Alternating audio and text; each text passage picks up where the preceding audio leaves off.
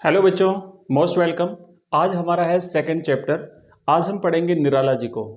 निराला जी की रचना सरोज स्मृति और इसके क्वेश्चन आंसर। ये हमारी रिवीजन क्लास चल रही है। कैप्सूल सीरीज के तहत हम एक दिन में एक चैप्टर कंप्लीट करते जा रहे हैं और आज दूसरा दिन है हमारा हिंदी साहित्य का और ये अपनी क्लास रेगुलर चलती रहेगी। तो आइए शुरुआत करते हैं इसेकंड चैप्टर निराला। देखिए, निराला जो है सूर्यकांत त्रिपाठी निराला जी, इनकी जो रचना है सरोज स्मृति। इस सरोज स्मृति से रिलेटेड जो प्रश्न आपके एग्जाम में आने वाले हैं उन समस्त प्रकार के प्रश्नों का आज अभ्यास हम इस चैप्टर में करेंगे। और साथ ही साथ ध्यान रखना है कि इनकी जो रचना है, क्योंकि पिछली बार बोर्ड परीक्षा में इसी प्रकार का एक प्रश्न पूछा गया था, तो कई बार तो कविता से डायरेक्ट पूछ लिया जाता है, जो गद्य खंड पद्य खंड जो भी है, लेखक किसी कवि का किसी लेखक का, वहां से कई बार उनकी रचनाओं से भी प्रश्न बनता है। तो इसी प्रकार का मैंने एक पहला प्रश्न यहाँ पे आपके लिया है कि राम की शक्ति पूजा कविता के लेखक का नाम क्या है। अब ये जो नाम है ना, ये बहुत इंपॉर्टेंट है। निराला जी की ये रचना है और बड़ी एक इनकी प्रबंधात्मक रचना है ये राम की शक्ति पूजा। तो याद रखना आपको, पहले क्वेश्चन का राइट आंसर रहेगा सूर्यकांत त्रिपाठी निराला। नेक्स्ट प्रश्न है दूसरा। आगे बढ़ते हैं अगले प्रश्न की तरफ और यहां पे ये प्रश्न दिया हुआ है। दूसरा प्रश्न है हमारा, दूसरा प्रश्न है कि सरोज स्मृति कैसा गीत है। तो सरोज इनकी पुत्री का नाम था और पुत्री की जब मृत्यु होती है तो उसकी मृत्यु पर कवि अपने भाव व्यक्त करता है, अपना दुख व्यक्त करता है। तो किसी की मृत्यु पर जो दुख रूप में कवि ने जो कविता व्यक्त की है वो एक शोक गीत है, दुख के अवसर पर अपने भाव व्यक्त किए हैं। तो ये राइट आंसर रहेगा इसका, ये एक शोक गीत है। सेकंड ऑप्शन इसका, थर्ड ऑप्शन इसका राइट रहेगा। ये एक शोक गीत है, जब किसी की मृत्यु पर जो गीत गाया जाता है या जो कवि जो कविता गा रहा है, जो भाव गा रहा है, वो इस शोक गीत में आएगी। नेक्स्ट देखिए, तीसरा प्रश्न है पिता के इस विलाप में कवि को किसकी याद आती है।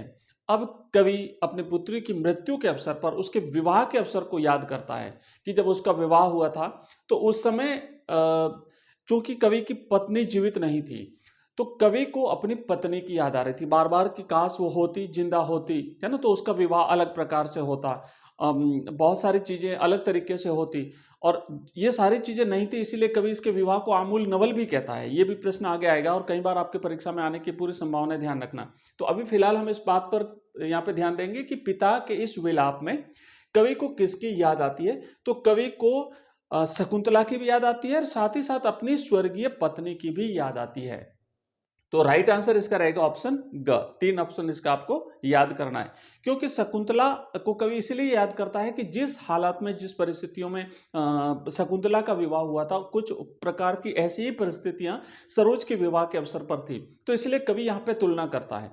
प्रश्न यहां से ये बन सकता है कि कवि ने सरोज के विवाह के अवसर पर उसकी तुलना किससे की है। तो तुलना शकुंतला से की है, ठीक है। अगर ऑप्शन शकुंतला नहीं आता है और फिर केवल आता है उसकी पत्नी, तो आप लिखेंगे कि उसकी पत्नी की याद कवि को आ रही थी।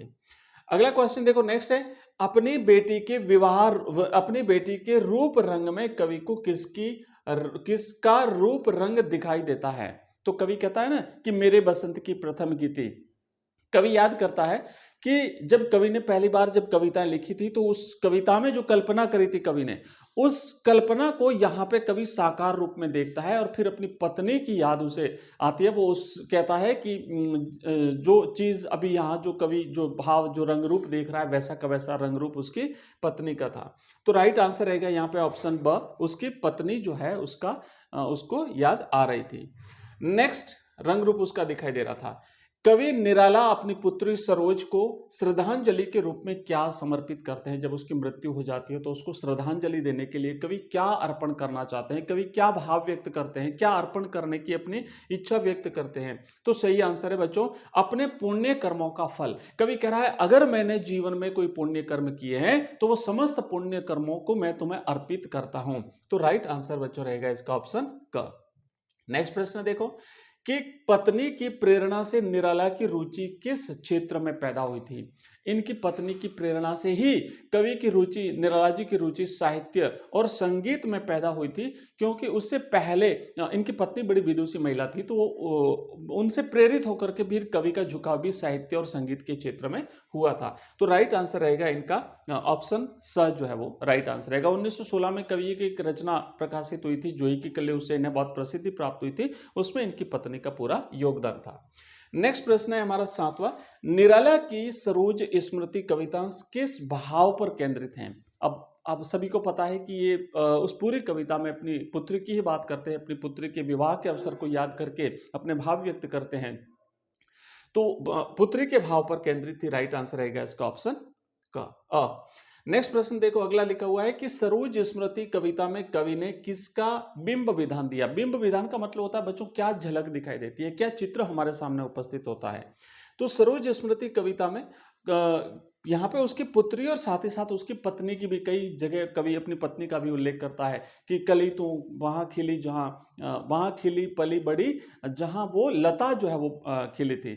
तो बार बार उसे अपनी पत्नी की याद आ रही है और बार बार वो अपनी पुत्री को याद करता है। तो सही जवाब रहेगा इसका पुत्री और पत्नी दोनों को जो है वो दोनों का बिंब विधान यहाँ पे कवि ने दिया। बिंब विधान का मतलब ऐसा होता है बच्चों कि कवि जब कोई बात प्रस्तुत करता है, कोई बात कहता है, तो हमारे सामने एक दृश्य उपस्थित हो जाता है, वो बिंब विधान कहलाता है। नेक्स्ट क्वेश्चन है हमारा 9वां प्रश्न है कि कौन सी काव्य कृति निराला की नहीं है? इन रचनाओं में से कामायनी, अनामिका, कुकुरमुत्ता और गीत गुंज।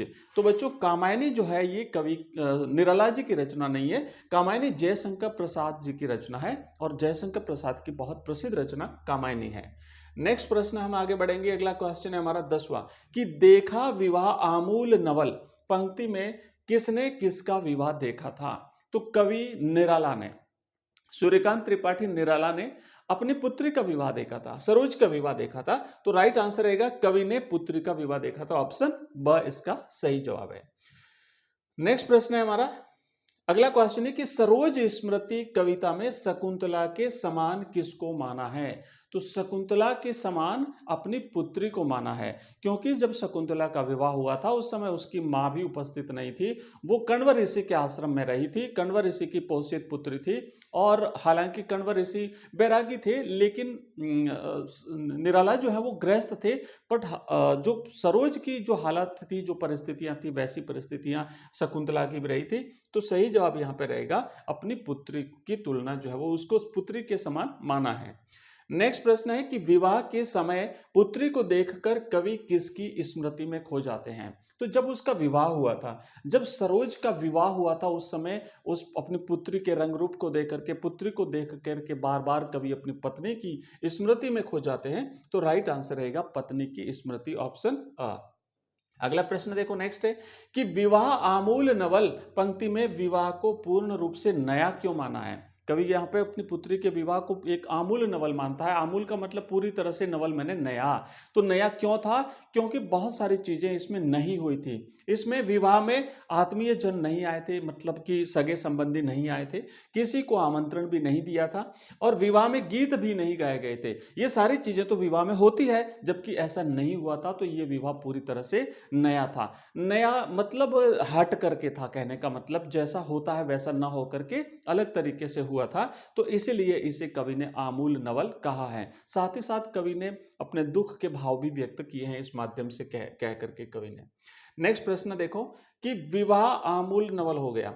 मां की कुल शिक्षा मैंने दी, कवि ने पुत्री को कुल शिक्षा क्यों दी थी? मां का जो काम था वो कवि को क्यों करना पड़ा? क्योंकि उसकी मां की मृत्यु हो गई थी, उसकी मां का देहांत हो गया था, उसकी मां नहीं थी, तो जो काम मां को करना था वो पिता को करना पड़ा।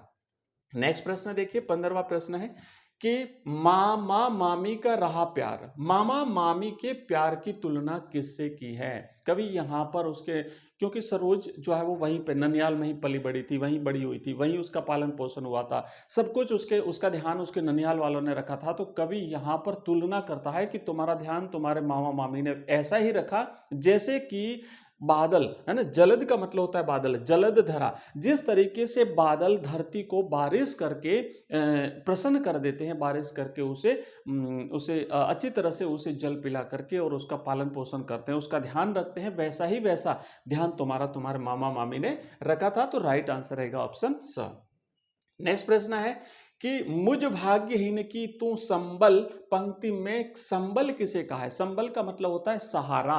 तो कवि निराला ने यहां पर अपना संबल किसे कहा है? अपने आप को तो भाग्यहीन मानते हैं कवि, भाग्यहीन इसलिए मानते हैं क्योंकि निराला ने जीवन भर दुख देखे थे, जीवन भर इनकी परिस्थितियां बहुत विकट रही थी और इसीलिए अपने आप को भाग्यहीन मान करके कहते हैं मेरा एकमात्र सहारा तू ही थी, वो भी चली गई। तो संबल का मतलब होता है सहारा, और सहारा माना है अपनी पुत्री सरोज को कवि ने, और वो भी जब चली गई तो कवि जो है वो अपने भाव दुख व्यक्त करता है। नेक्स्ट प्रश्न है कि सरोज स्मृति कवितांश में कौन से रस की प्रधानता है? बच्चों रस जो है ना, जो माता पिता का बच्चों के प्रति जो भाव होता है, जो रस होता है, वो वात्सल्य रस कहलाता है। और साथ ही साथ अपने दुख पूर्ण भाव, अपने पुत्र के प्रति करुणा का भाव भी व्यक्त हुआ है। तो राइट आंसर रहेगा ऑप्शन द, वात्सल्य और करुणा का भाव व्यक्त हुआ है। नेक्स्ट प्रश्न है कि नत नयनों से आलोक उतर, कांपा अधरों पर थर थर थर। अब इस पंक्ति का प्रतिपाद्य स्पष्ट कीजिए। कई बार यही प्रश्न उस कविता के बारे में भी पूछा जाता है कि सरोज स्मृति कविता का प्रतिपाद्य अपने शब्दों में स्पष्ट कीजिए। तो आपको रेडी रहना पड़ेगा, हर प्रकार के प्रश्न आपके दिमाग में आंसर जो है वो तैयार होने पड़ेंगे। मैं बार बार कहता हूं आप कॉपी और पेन लेकर के बैठिए। अब जैसे ये प्रश्न मैंने बताया, आप इसे नोट डाउन कर लीजिए और इसका अभ्यास करना पड़ेगा। कई चीजें मैं यहाँ पे लगभग कोशिश करता हूँ सारी चीजें बता दूं, पर कई चीजें ऐसी होती है जो मैं बोल करके आपको बताता हूँ। आप नोट डाउन करिए, टॉपर बनने के यही तो लक्षण है कि एक बार जो चीज आपको बता दी जाए आप उसे अमल में उतारिए। आप दूसरों के भरोसे मत रहिए, अपने आप स्वावलंबी बनिए और चीजों को करिए। तो जो प्रश्न इन दो पंक्तियों के बारे में पूछा गया, वैसा प्रश्न पूरी कविता के बारे में पूछा जा सकता है, या इसके अलावा और किन्हीं दो पंक्तियों पर भी ऐसा प्रश्न पूछा जा सकता है। फिलहाल हम बात करेंगे कि नत नयनों से, नत का मतलब होता है बच्चों झुका हुआ, तो नत का मतलब होता है झुका हुआ, नयन का मतलब होता है आंखें, नयन का मतलब होता है आंखें, आलोक का मतलब होता है प्रकाश। ठीक है, आलोक का मतलब होता है प्रकाश, उतर मैंने उतरना, कांपा, कांपा मैंने कांपना, कंपन होना, अधरों का मतलब होता है होठ, अधरों का मतलब होता है होठ, पर थर थर थर। अब कवि यहाँ पे पुत्री सरोज की विवाह को याद करके कहते हैं कि जब तुम्हारा विवाह हो रहा था तो तुम्हारे नयन झुके हुए थे। नत का मतलब होता है झुके हुए होना, नयन जो है वो लज्जा से झुके हुए थे और उसमें एक आलोक था, एक प्रकाश था। प्रकाश का मतलब आंखों में खुशी थी, चमक थी, और वो चमक उतर करके आंखों से उतर करके होठों पर आई। मतलब कुछ भाव व्यक्त करना चाहती थी, खुशी व्यक्त करना चाहते थे तुम्हारे होठ, पर बोल नहीं पाई, तो इसलिए होठ जो है वो कांप रहे थे। तो कवि क्या कर रहा है कि इन पंक्तियों में कवि ने सरोज के विवाह काल की ओर संकेत किया है। उस समय लज्जा और संकोच के कारण सरोज की आंखें झुक गई थी, परंतु उसमें अद्भुत चमक अर्थात खुशी व्यक्त हो रही थी। उस खुशी का प्रकाश अधरों पर आ जाने से उसमें स्वाभाविक रूप से कुछ कंपन होने लगा था। नेक्स्ट प्रश्न की तरफ बढ़ते हैं बच्चों, अगले क्वेश्चन की तरफ बढ़ेंगे और यहां पे प्रश्न दिया हुआ है कि दुख ही जीवन की कथा रही, क्या कहूं आज जो नहीं कही। निराला सरोज की मृत्यु के अवसर पर अपना दुखपूर्ण जो जीवन रहा था उस पर एक दृष्टिपात करते हैं और बताते हैं कि मेरा तो जीवन दुखों की ही कथा रही है, जीवन भर दुख ही दुख देखे हैं, लेकिन मैंने आज तक किसी के सामने ये भाव व्यक्त नहीं किए थे। क्या कहूं जो नहीं कही, मैंने आज तक जो नहीं कहा है ना, जो नहीं कहा वो आज मुझे कहना पड़ रहा है, क्योंकि अंतिम सहारा, एक संबल, एक आधार जो था कवि के जीवित रहने का, कवि के जीवन का, वही चला गया। तब कवि फिर अपने आप को रोक नहीं पाया और तब कवि ये भाव व्यक्त करता है। तो आपको लिखना है कि कवि का भाव यह है कि मेरा सारा जीवन दुखों और संघर्षों में व्याप्त रहा है। पहले पत्नी की मृत्यु हुई, फिर पुत्री की असामयिक देहांत हुआ, और इसके अलावा भी इनके परिवारजन बहुत सारे काल कवलित हुए थे उस समय, जो महामारी फैली थी उसमें। अब मैंने अपने दुख गाथा को कविता के माध्यम से आज तक कभी नहीं कहा जो नहीं कहा, और अब उसके बारे में क्या कहूं, पर फिर भी कवि यहाँ पे कह रहा है। चलिए नेक्स्ट अगला प्रश्न है हमारा बच्चों, अगले क्वेश्चन की तरफ बढ़ेंगे और 20वां प्रश्न है, सरोज स्मृति एक शोक गीत है, इस कथन के आधार पर उक्त कविता की समीक्षा कीजिए। इसी प्रश्न को दूसरे रूप में पूछा जा सकता है कि सरोज स्मृति, क्या आप सरोज स्मृति को एक शोक गीत मानते हैं, या इसी प्रकार के कुछ भी प्रश्न बन सकते हैं, पर आपको ध्यान देना है इसको शोक गीत कवि ने माना है। तो आपको लिखना है कि सरोज स्मृति हिंदी काव्य कला में अपने ही ढंग का एकमात्र शोक गीत है। कवि निराला ने वात्सल्य भाव से पूरित होकर अपनी पुत्री की मृत्यु पर लिखी इस कविता में करुणा और वेदना को प्रमुखता दी है। आगे लिखेंगे, कवि ने पुत्री के बाल्यकाल से लेकर उसकी मृत्यु तक की स्मृतियों को बड़े ही प्रभावशाली ढंग से चित्रित किया है। कविता में जहां पुत्री के प्रति प्रेम स्नेह का भाव है, वहीं कवि निराला के एक भाग्यहीन पिता होने का संघर्ष, समाज से उसके संबंध, पुत्री के प्रति बहुत कुछ न कर पाने का अपराध बोध भी प्रकट हुआ है। तो अपना ये भाव, अपना ये दुख, अपना ये अपराध बोध, ये सारी चीजें कवि ने व्यक्त करी है, इसलिए इसे हम शोक गीत कहेंगे। उसकी मृत्यु के अवसर पर कवि ने ये सब कुछ किया है, इसलिए ये एक शोक गीत है। नेक्स्ट प्रश्न देखेंगे, 21वां प्रश्न देखो, मैंने देखा वह मूर्ति धीती मेरे बसंत की प्रथम गीती। इस पर इसका भाव स्पष्ट कीजिए।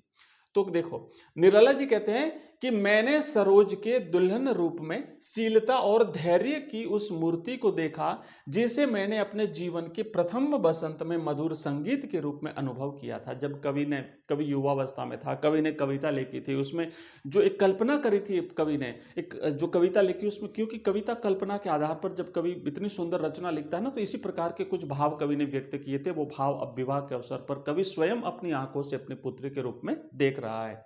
तो कवि क्या कहता है कि जो भाव मैंने व्यक्त किए थे, मेरी पहली कविता में मैंने व्यक्त किए थे, वो भाव आज मैं खुद अनुभव कर रहा हूं, देख रहा हूं।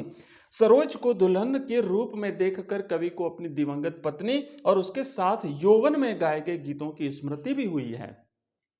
उसको अपना यौवन काल याद आ गया, तो इसीलिए कहा ये मेरे यौवन, मेरे युवावस्था के प्रथम बसंत की गीति है। आज वो गीत रूप में फलित हुई है। जो भाव कल्पना के माध्यम से व्यक्त किए थे, वो आज हकीकत में हमारे सामने प्रस्तुत हुए हैं। कवि ऐसा कहता है। नेक्स्ट प्रश्न है बच्चों कि निराला ने पुत्री सरोज के विवाह को आमूल नवल क्यों कहा है? इसके पीछे निराला का कौन सा भाव छिपा है? बड़ा ही इंपॉर्टेंट प्रश्न है, अच्छी तरह से आपको याद करना है। विवाह को पूरी तरह से नवल क्यों कहा है? हमने इस प्रश्न को ऑब्जेक्टिव में भी लिया था कि उसमें न कोई संगीत हुआ, न मेहमानों को आमंत्रित किया गया, न किसी प्रकार का जागरण, और सारी चीजें वो आपको लिखनी है। और इसका कारण था कि उसकी पत्नी जीवित नहीं थी और कवि बड़ा दुखी था, साथ ही साथ परिस्थितियां इस प्रकार की थी कि कवि को साधारण ढंग से सही एक जो विवाह होता है उससे हट करके भी इस विवाह को करना पड़ा। तो इसीलिए कवि ने इस विवाह को आमूल नवल कहा है। बच्चों, इसी प्रकार के ये जो क्वेश्चंस थे हमने जैसे किए हैं, आगे भी हम करते रहेंगे। ये आज का चैप्टर तो हमारा यहीं पर पूरा होता है। ये क्लास अपनी कंटिन्यू चलती है। टाइमिंग इसका सुबह की 6 बजे का है। फिलहाल अभी छुट्टियां चल रही है तो ये क्लास आपको लेट मिल रही है, लेकिन मैं इसे टाइम पर कर दूंगा जैसे स्कूलें शुरू हो जाएगी। इसी तरीके से अपनी बाकी जो क्लासें चलती है बच्चों, उसका टाइमिंग बता देता हूँ। हिंदी अनिवार्य की जो अपनी क्लास है, इसका टाइमिंग शाम को 5 बजे का है। इंग्लिश की जो अपनी क्लास है उसका टाइमिंग शाम को 7 बजे का है। एक अपनी लाइव क्लास आती है जिसका टाइमिंग बच्चों 8 बजे का है। और हिंदी साहित्य की जो क्लास आती है इसका टाइमिंग सुबह का जो है वो 6 बजे का है। फिलहाल तो ये क्लासें चल रही है, आने वाले टाइम में हम और भी क्लासेस शुरू करेंगे। बच्चों, मैं बता दूं कि अगर आप इन टॉपिक से रिलेटेड जितने भी चैप्टर्स हैं अलग अलग सब्जेक्ट के हमारे, चैप्टर वाइज इससे रिलेटेड अगर ऑनलाइन टेस्ट देना चाहते हो तो हमारा ऐप आपको डाउनलोड करना है। एजुकेशन, EDUCATION, एजुकेशन राइज नाम से हमारा ऐप है। लिंक इस वीडियो के डिस्क्रिप्शन में दी हुई है। यहाँ पे हमने कोर्सेज भी बना रखे हैं आपके लिए, सारे सब्जेक्ट के कोर्सेज हैं और चैप्टर वाइज PDF के रूप में नोट्स है, रिकॉर्डेड क्लास वहाँ पे आपको मिलेगी टॉपिक से रिलेटेड। साथ ही साथ ऑनलाइन टेस्ट मिलेंगे, MCQs मिलेंगे, प्रश्न उत्तर मिलेंगे। बोर्ड के पैटर्न और सिलेबस के अकॉर्डिंग हमने सब कुछ जो है वो ये रेडी किया हुआ है। तो आज की क्लास में बस इतना ही। मिलते हैं अगली क्लास में। जय हिंद, जय भारत।